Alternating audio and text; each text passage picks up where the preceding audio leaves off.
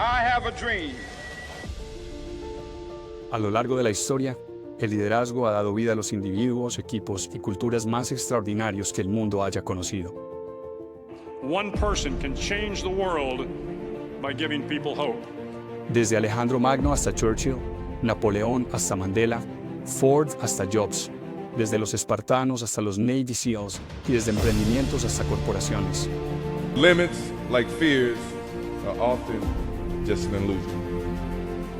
Los principios de liderazgo que descubrirás aquí son atemporales, trascienden industrias y han sido probados a lo largo de la historia por personas comunes que transformaron el rumbo de millones de vidas. That goal will serve to organize and measure the best of our energies and skills.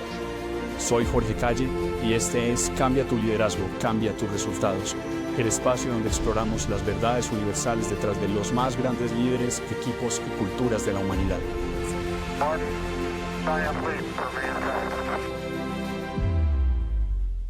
Este es el podcast de Startups Cambia tu liderazgo, cambia tus resultados, episodio número 11, con Federico Klinkert y yo, Jorge Calle.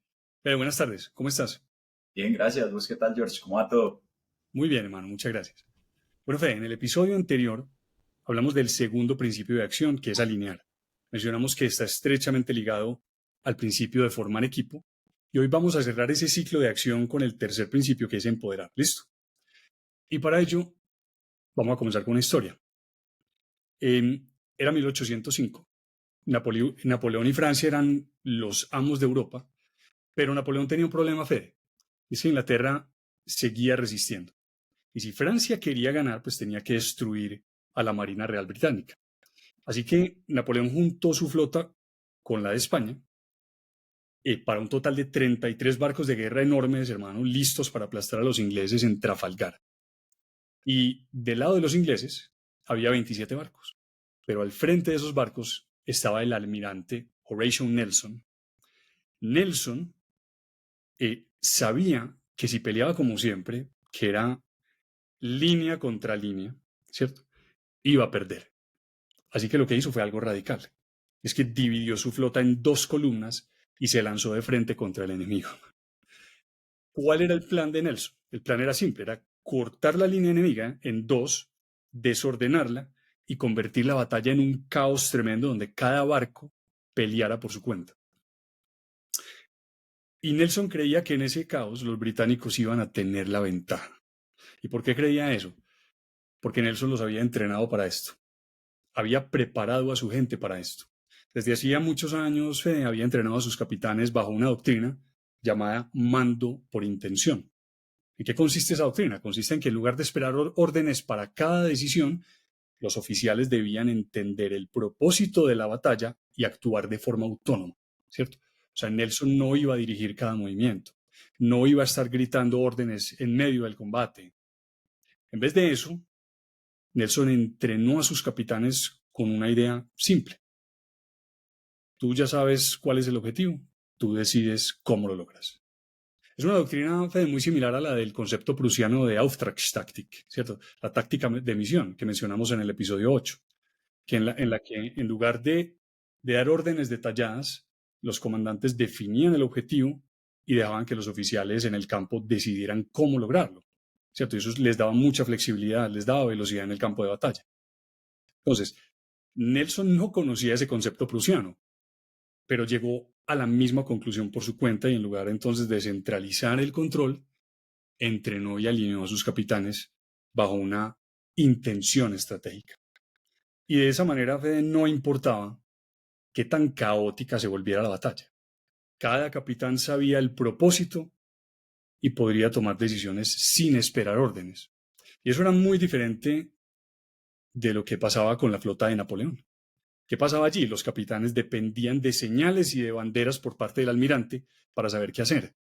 Pero entonces cuando los británicos rompieron las filas de Napoleón y crearon ese caos que Nelson quería, esas señales francesas se perdieron entre el humo y el fuego.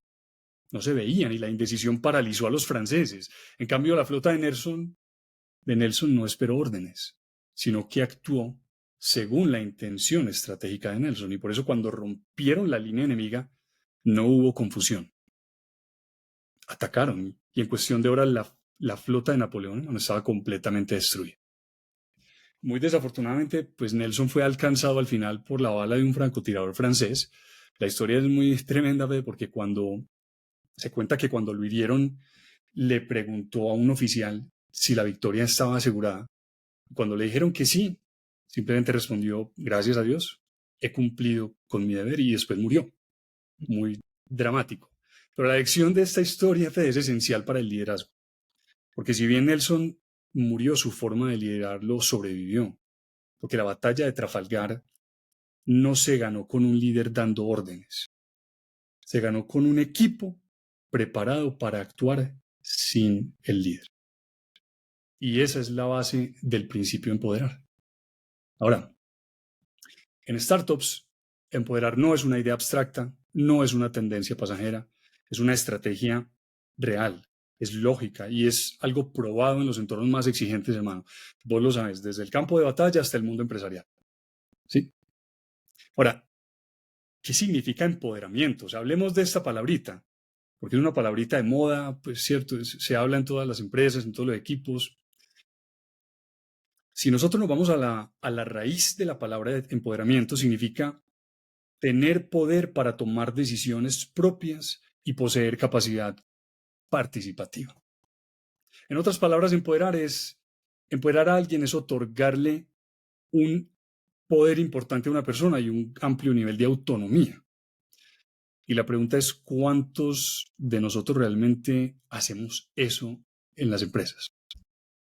Sí. Y lo hacemos bien. Y lo hacemos bien, exacto. Sí, porque empoderar no es solo una idea bonita o una estrategia probada, es un riesgo. Pongámoslo como es. Es un riesgo real. ¿Por qué? Porque cuando das poder, renuncias al control. ¿Cierto? Nelson, por ejemplo, corrió un riesgo enorme al renunciar al control en una batalla decisiva. Pero, ¿por qué lo hizo? Porque su gente estaba preparada. El equipo estaba muy duro. Sí, no fue algo improvisado, no fue arbitrario. Y sí, pues a veces el miedo a soltar el control nos detiene. Es normal. Es más, en ciertos momentos incluso hay razones válidas para retener el control. Pero eso debe ser temporal, porque el objetivo del liderazgo debe ser siempre buscar el empoderamiento del equipo, como lo hizo Nelson. ¿Sí? Pero, Jofe, empoderar no es simplemente soltar el control y esperar que todo funcione mágicamente. Se trata de descentralizar con criterio. ¿Ok? Y lo que vamos a hacer entonces es que pues vamos a profundizar más, y para eso voy a desglosar lo que es empoderar en 6 puntos clave. ¿Cómo vamos hasta ahí, hermano? Todo súper, George. Y también es como decir que empoderar no es delegar la responsabilidad de los resultados del equipo en el equipo. Es como que, no, pues yo te empodero y ya, eso depende de vos, y si esto no funciona es tu culpa. Es tu culpa. Sí, no hay malos equipos. Total. Hay líderes que deben ponerse por encima, asumir total responsabilidad, y son las personas que deben liderar, ¿correcto? Entonces, completamente de acuerdo. 6 puntos vamos a mirar. ¿Listo? ¿Cuáles son? Arranquemos. El primer punto es que la descentralización del liderazgo es una necesidad en entornos complejos como el que tenemos hoy en el mundo. ¿Sí? O sea, en un mundo de alta incertidumbre, de múltiples frentes abiertos, de cambios muy rápidos, centralizar el poder es una receta para el fracaso, para el colapso. ¿Por qué? Porque ningún líder puede estar en todas partes ni tomar cada decisión. Y no es teoría, ¿cierto? Es historia. O sea, en la guerra franco-prusiana de 1870, el ejército prusiano implementó la Auftragstaktik, ¿cierto? La táctica de misión. En lugar de esperar órdenes detalladas, los comandantes en el campo tenían autonomía para decidir cómo ejecutar las misiones. ¿Y cuál fue el resultado? Pues que derrotaron a un ejército francés más grande, con muchos más recursos, porque los franceses dependían de una estructura rígida y que estaba centralizada en el liderazgo. Pero esto mismo pasa en los negocios. Si una empresa, si en una empresa cada decisión debe pasar por la dirección antes de ejecutarse, pues vamos a perder toda la velocidad. La organización se va a paralizar. ¿Correcto? Imagínate una tienda un grupo que tenga muchas tiendas en el país, y que para hacer una devolución a un cliente que está pidiendo un tema de calidad, eso tenga que irse hasta la oficina central y y llegar hasta presidencia para aprobar la devolución o el cambio de un blue jean. Eso termina yéndose ese cliente y no vuelve. O sea, no estamos jugando a largo plazo. Me acordaste de un ejemplo de una historia real, pues no voy a decir nombres, y el tema es muy sencillo. Llegó un señor a un banco y pues simplemente pidió hacer una transacción. En ese momento la persona que podía atenderlo no se encontraba, entonces dijo, perfecto, me pueden sellar el tiquete para el parqueadero para yo salir, que era pues un procedimiento normal en el banco. La respuesta de la persona que lo atendió es, pues como usted no hizo ninguna transacción, no le puedo validar el tiquete. Pero hombre, yo soy cliente de este banco desde hace mucho tiempo. Por favor, me pueden ayudar. No, porque tenemos una política. La política es muy clara y es, para validar el tiquete debe haber una transacción. Pues el cliente dijo, perfecto, entonces mi transacción es muy sencilla. Deseo cerrar mi cuenta bancaria. Y deseo dejar de tener relaciones con este banco. Por favor, me valida el tiquete. Resulta que este caballero era el presidente de una de las empresas más importantes de Estados Unidos y el banco se quedó sin un cliente y sin una cuenta que tenía cientos de miles de dólares en todo momento. Ese es el tema de empoderamiento, que se conecta con muchísimos de los demás principios, o con todos, incluyendo jugar a largo plazo, incluyendo alinear, ¿correcto? Entonces, Imagínate él diciéndole al jefe, jefe, imagínate de lo que pasó ahorita. correcto, y el problema es, pues no hay malos equipos. ¿Qué es lo que pasa, hombre? ¿Quién es la persona responsable por cambiar esa situación y por revisar entonces las políticas y por el liderazgo? Sí. Primer punto, entonces, la descentralización del liderazgo es una necesidad en entornos complejos. Hay que descentralizar el liderazgo, hay que empoderar. Segundo punto, no se puede empoderar sin antes alinear y construir un equipo funcional. O sea, antes de soltar el control, el equipo debe estar alineado. Ojalá tengamos las personas correctas. Es lo ideal. Y esas personas correctas deben estar alineadas. No es prudente darle autonomía a un grupo descoordinado y esperar buenos resultados. No es una buena idea. Eso es algo, Fede, que entendió Toyota muy bien con su sistema Lean Management. En sus fábricas, cualquier operario puede detener la producción si detecta un error. Pero es algo que no ocurre al azar. O sea, eso funciona porque hay procesos muy claros, hay un entrenamiento riguroso, hay una cultura alineada con la excelencia operativa. O sea, hay alineación, ¿correcto? Así que, ojo, si empoderamos sin alinear, no es que estemos liderando muy bien. Quizás estemos creando un caos tremendo en la organización. Totalmente, totalmente. Eso nos lleva a un tercer punto, Fede, y es que hay que liderar al nivel funcional del equipo. Empoderar no es o todo o nada. ¿Sí? No es dar libertad total sin estructura. No, hay que liderar al nivel correcto de nuestro equipo. Eso es exactamente lo que hizo Nelson en Trafalgar. Él no entregó autonomía sin haber preparado a su gente. No, él durante años entrenó a sus capitanes para actuar con independencia dentro de un marco estratégico claro. Fue algo que se construyó. Lo hablábamos el episodio pasado, Roma no se hizo en un día. El empoderamiento que Nelson exhibió el día de la batalla de Trafalgar tampoco se hizo en un día. Se construyó durante mucho tiempo. Y cuando llegó la batalla, entonces, él no tuvo que dar un montón de órdenes detalladas en todo momento. ¿Por qué? Porque su equipo ya estaba listo para decidir por sí mismo, para resolver problemas. Lo mismo ocurre en las empresas. Amazon, Fede, por ejemplo, Amazon es una empresa que empodera a sus equipos locales para que tomen decisiones rápidas, pero lo hacen dentro de principios definidos tales como obsesión por el cliente, ownership. O sea, ellos no dejan que simplemente cualquier persona haga lo que quiera. Ellos primero alinean y entrenan y después empoderan según la madurez del equipo. La frase que tenés que me gusta mucho es como no es liderar como quisiera ser liderado, sino como el equipo lo necesita. Esa es. es la regla de oro del liderazgo, de la cual siempre vamos a estar hablando aquí en Startups y en este podcast. La regla de oro del liderazgo es no líderes como quisieras que te lideren, es líder al nivel de tu equipo, al nivel funcional de tu equipo. No todos los equipos son iguales, no todos los momentos de los equipos son iguales, y ahí es donde, pues, evaluamos las diferentes variables del equipo. Eso, de hecho, Fede, es lo que se conecta con el siguiente punto, que es que para determinar cuándo descentralizamos, evaluamos las dos variables de confianza y de riesgo, ¿correcto? Entonces, no todas las decisiones pueden ni deben ser delegadas. Aquí es muy interesante la aplicación del concepto que tiene Jeff Bezos sobre one-way doors y two-way doors.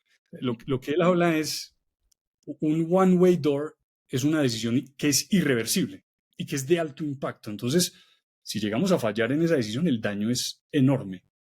Entonces, estas decisiones requieren más control. En cambio, o sea, de eso es vuelta atrás. exacto, como si partimos, pues cambiamos la formación en línea o hacemos dos columnas. Correcto. En cambio, un two-way door es una decisión reversible, es de bajo riesgo. Si fallamos, podemos corregir rápido. Son las que se pueden delegar sin problema, sobre todo al inicio, mientras el equipo madura. Entonces, Fede, me gusta mucho el ejemplo tuyo. O sea, el ejemplo que acabas de poner. Nelson no delegó, primero, por ejemplo, si luchar o no. Por ejemplo, no, hay que luchar. Es una decisión estratégica, es un one-way door. Segunda, listo, la formación que vamos a elegir es un one-way door, ¿cierto? Él las tomó, pero sí descentralizó la ejecución táctica. Total. Permitió que sus capitanes tomaran decisiones en el campo de batalla porque confiaba en la preparación de sus capitanes, ¿sí? La cual él mismo había liderado. Entonces, ¿cómo decidimos? Yo ahí solo mi invitación a los que nos escuchan es como que cuando esté este ejemplo de los barcos y todo, es que imagínense en los negocios actuales, o sea, en los puntos de atención, en las tiendas, en las oficinas que no están dentro de, como de la oficina principal, sino que están en otras ciudades. Es un ejemplo muy, muy bacano para extrapolar el mensaje. Sí, claro, nuestra gente va a necesitar una dirección estratégica, o sea, dirección, pero es importante que descentralizar la ejecución táctica y eventualmente, por supuesto, dependiendo de la madurez de un equipo, de una persona, pues también una persona podrá eventualmente involucrarse en la decisión estratégica, ¿correcto? Total. Pero como mínimo empezamos por ahí. Y la pregunta entonces es, pues, ¿cómo decidimos cuánto empoderar y cuándo? La respuesta es, evaluamos dos variables, riesgo y confianza. Entonces, si el riesgo es alto y la confianza dentro del equipo es baja, el empoderamiento necesariamente debe ser menor, aunque sea de manera temporal, ¿correcto? Pero es una jugada muy riesgosa empoderar a un equipo con muy poca confianza y en altas situaciones de riesgo. Esa es una receta pues preparada para fallar. Ahora, cuando el riesgo baja y la confianza sube, podemos empoderar más. Sí, pero aquí está la clave, Fede. Riesgo y confianza no son hechos estáticos ni simplemente circunstanciales. O sea, son variables que debemos gestionar. Sí, no podemos simplemente aceptar el riesgo tal como es y decir, bueno, somos víctimas de esta circunstancia. Hay que preguntarnos, ¿es posible eliminarlo? ¿Es posible mitigarlo? Debemos aprender a reducirlo con mejor información, con mejor planificación, con mejor preparación. Y tampoco podemos esperar a que la confianza aparezca sola.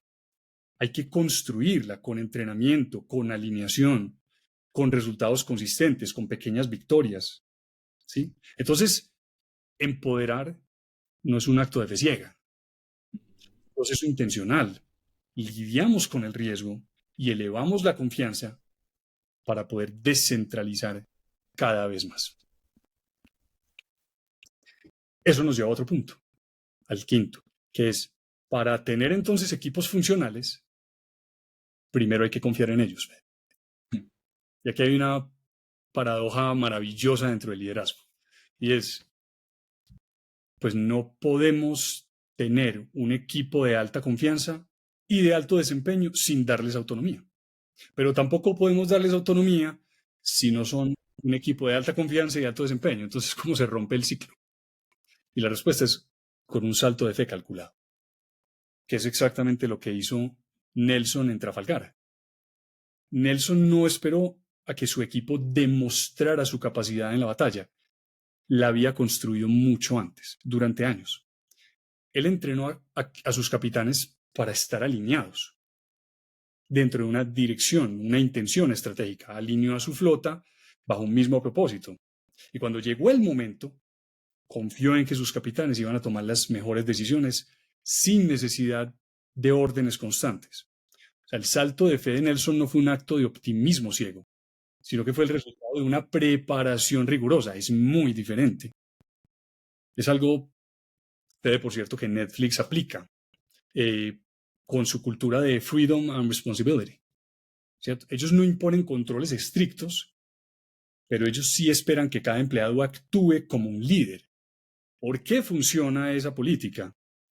Porque desde el inicio ellos tratan de contratar a las personas correctas y luego establecen, Fede, unos estándares altísimos. Ellos simplemente obtienen lo que permiten. O sea, ellos no dejan pasar cualquier cosa. Exigen a su gente, pero para eso traen a las personas correctas al barco. Buenísimo. Eso hace que lleguemos a una conclusión, y es que la confianza no se regala. Se construye y se refuerza con resultados. ¿Correcto? Y de esa manera llegamos a un sexto punto. Y es que la diferencia, pues hay una diferencia entre autoridad formal y liderazgo real. El famoso, es mi rol, tengo poder sobre personas, o la persona que se ve como líder sin tener rol. Sí, exacto. Un cargo no te convierte en líder. Sí, tener autoridad en el papel no significa que la gente te va a seguir. En cambio, hay personas sin esa autoridad en el papel que ejercen un liderazgo increíble en sus equipos, incluso en todas las direcciones, vertical y horizontalmente, en una organización.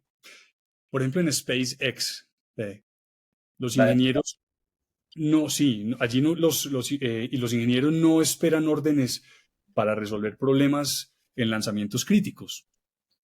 ¿Qué espera la empresa? Que cualquiera, sin importar su puesto, tome la iniciativa si detecta una falla.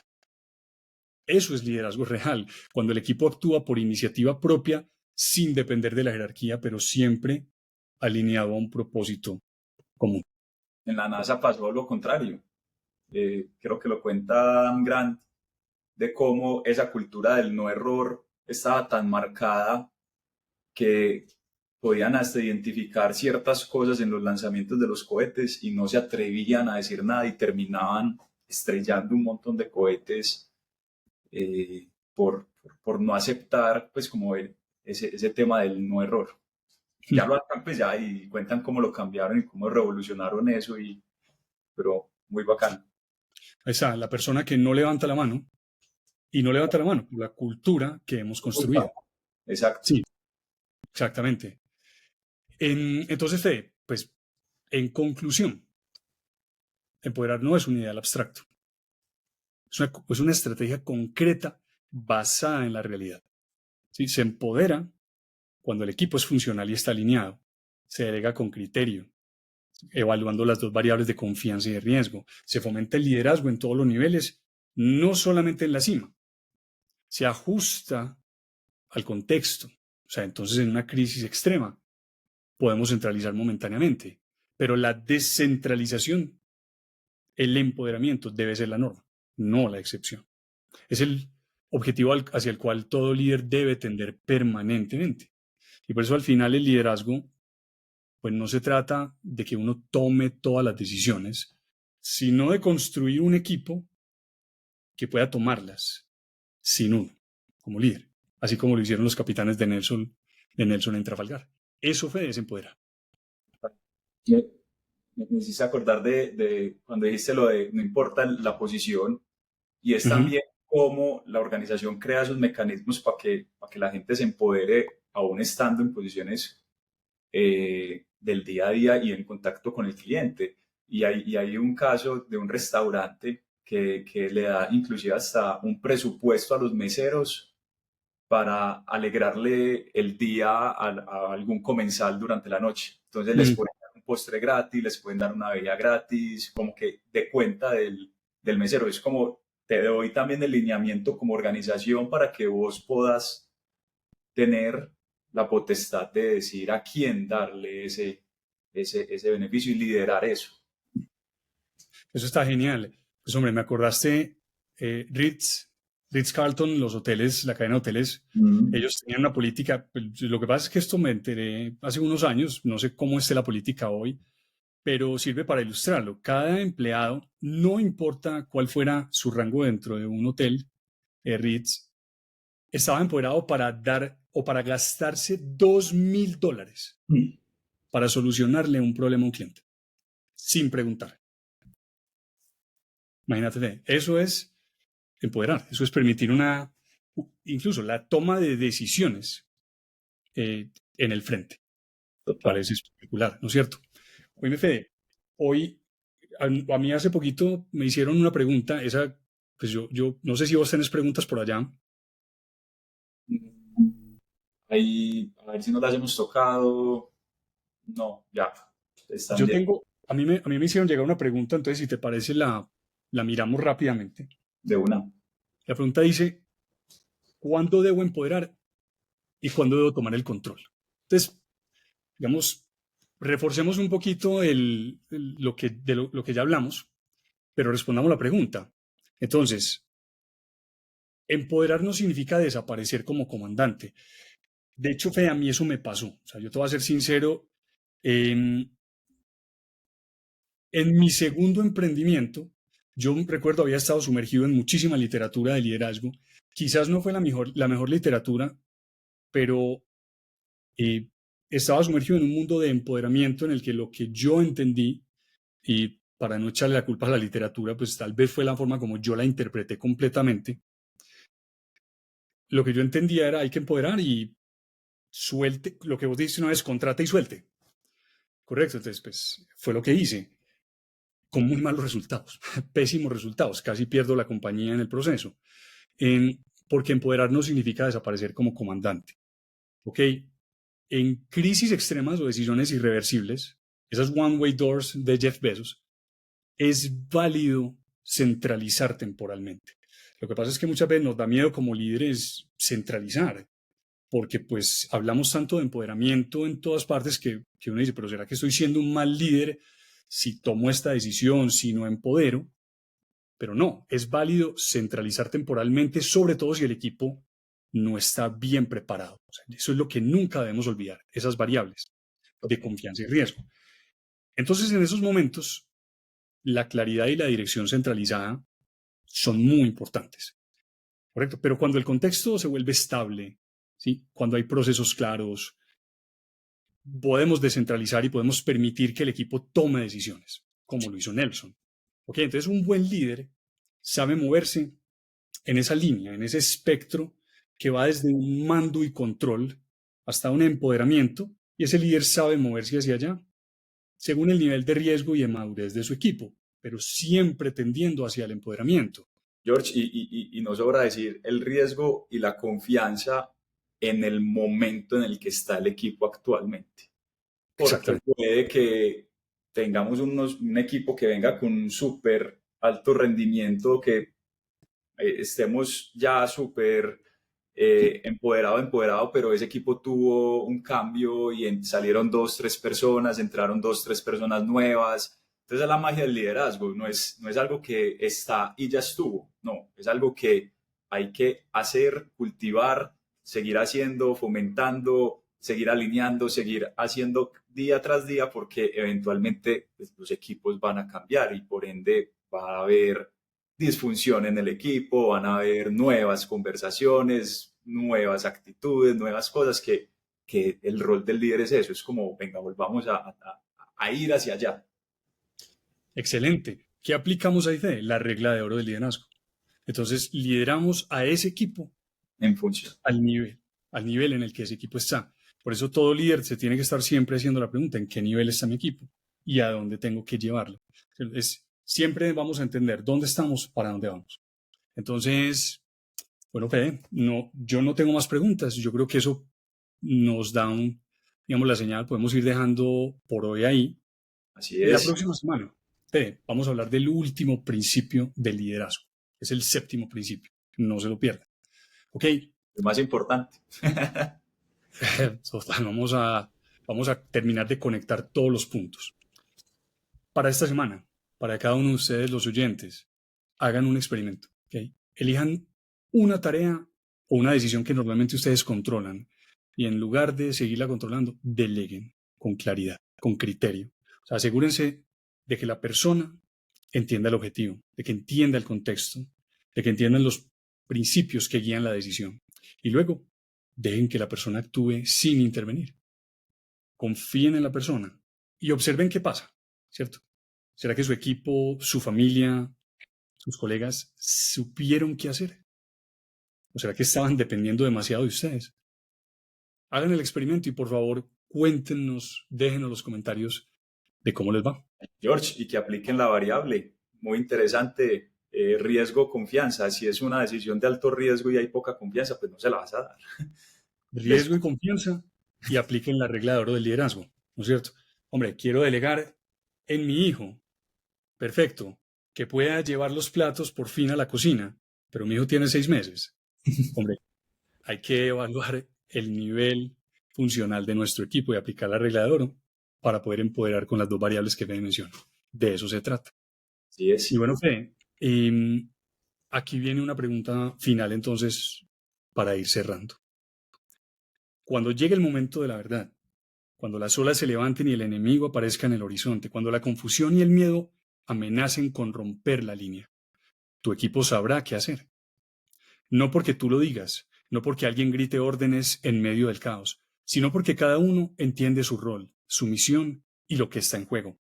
En Trafalgar, cuando Nelson alzó su señal, la flota no esperó órdenes, no esperó instrucciones, no hubo dudas, no hubo titubeos. Cada capitán, cada marinero ya sabía qué hacer.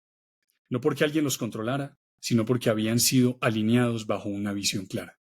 Eso es liderazgo, no es dar órdenes todo el tiempo, no es controlar cada movimiento, es construir una conciencia compartida tan fuerte que cuando llegue la hora, el equipo actúe como uno solo.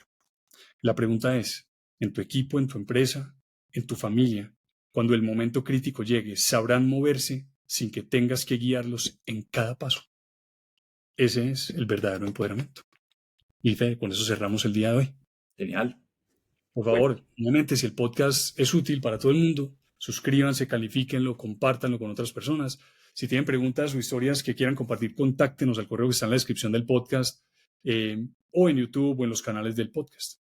Mil gracias para todos por acompañarnos. Fede, muchas gracias a vos. Muchas gracias a todos y a vos, George, también. Lideren el camino. Nos vemos en el próximo episodio. Chao, chao. One giant leap for mankind.